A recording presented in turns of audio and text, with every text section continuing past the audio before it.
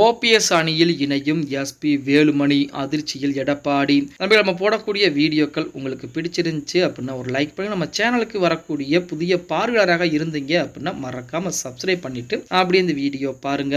அதிமுகவை பொறுத்த வரைக்கும் நம்ம அனைவருக்கும் தெரிந்த ஒரு தகவல் தான், அங்க இருக்கக்கூடிய ஒவ்வொரு நபர்களுமே மிக முக்கியமான நபர்களாகத்தான் இருந்துகிட்டு. அதாவது எடப்பாடி பழனிசாமி அவர்களுக்கு இன்று வரைக்குமே முழுக்க ஆதரவுகளை கொடுத்துக் கொண்டிருக்கூடிய கொங்கு மண்டலத்தைச் சேர்ந்த எஸ்பி வேலுமணி அப்படிப்பட்ட நபர் தான் தற்போது எடப்பாடி பழனிசாமிக்கு எதிராக திரும்பி இருக்கிறார் அப்படிங்கிற மாதிரி தகவல் வெளியாகி இருக்கிறது. ஆனால் ஒரு சில தரப்பு என்ன சொல்றாங்க அப்படின்னா அதெல்லாம் பொய்யான ஒரு தகவல் அப்படின்றாங்க. ஆனால் உண்மையை சொல்ல போனால் எஸ்பி வேலுமணி தற்போது எடப்பாடி பழனிசாமியின் மீது சற்று கோபத்தில் தான் இருக்கிறார் அப்படின்னு தான் சொல்லியாகணும். என்ன காரணம் அப்படின்னா 2 தினங்களுக்கு முன்னாடி அறப்போர் இயக்கம் நமது எஸ்பி வேலுமணி மீது ஒரு வழக்குகளை தொடுக்கிறார். அதாவது 2018ஆம் ஆண்டு அதிமுக ஆட்சி காலத்தில் எடப்பாடி பழனிசாமி முதலமைச்சர் இருக்கக்கூடிய அந்த சமயத்திலே சென்னை மாநகராட்சியில் டெண்டர் ஒதுக்கியதில் ஒரு 26 கோடி ரூபாய்க்கு மேல ஊழல் என்பது நடைபெற்றிருக்கிறது அப்படின்னு சொல்லி அறப்போர் இயக்கம் எஸ்பி வேலுமணி பேரையும் உள்ளே சேர்க்க, அதற்கு எடப்பாடி பழனிசாமி இன்ன வரைக்கும் எந்த விதமான கண்டன அறிக்கையும் வெளியிடல. இதே எம்.ஆர். விஜயபாஸ்கர் அவர்கள் கைது பண்ணாங்க. கரூர்ல கைது பண்ணப்பட்டாங்க. 100 கோடி ரூபாய் நிலம் மோசடி. அதுல கைது பண்ணப்பட்ட எம்.ஆர். விஜயபாஸ்கர் அவர்கள் கைதுக்கு 2-3 முறை கண்டன அறிக்கையை கொடுத்திருக்கிறார் எடப்பாடி பழனிசாமி.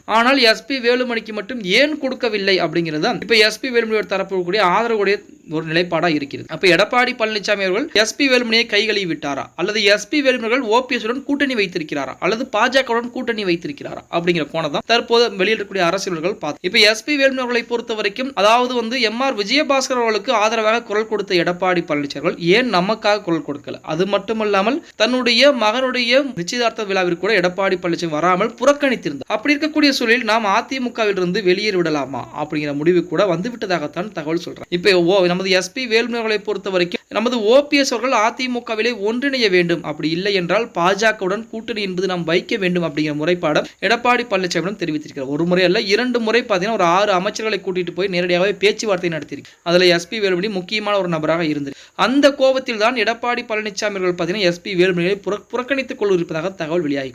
இந்த நிலைமை இப்படியே தொடர்ந்தால் கண்டிப்பாக எஸ்பி வேலுமணி அணி மாறுவதற்குரிய வாய்ப்புகள் என்பது இருக்கிறது. அப்படி இல்லை என்றால் ஓபிஎஸ் உடன் இணைந்து அதிமுகவை மீட்டெடுக்கக்கூடிய அனைவரும் ஒன்றிணையக்கூடிய அந்த வேளையில் எஸ்பி வேலுமணி இறங்குவார் அப்படிங்கிற மாதிரி தகவலும் வெளியாகி கொண்டிருக்கிறது.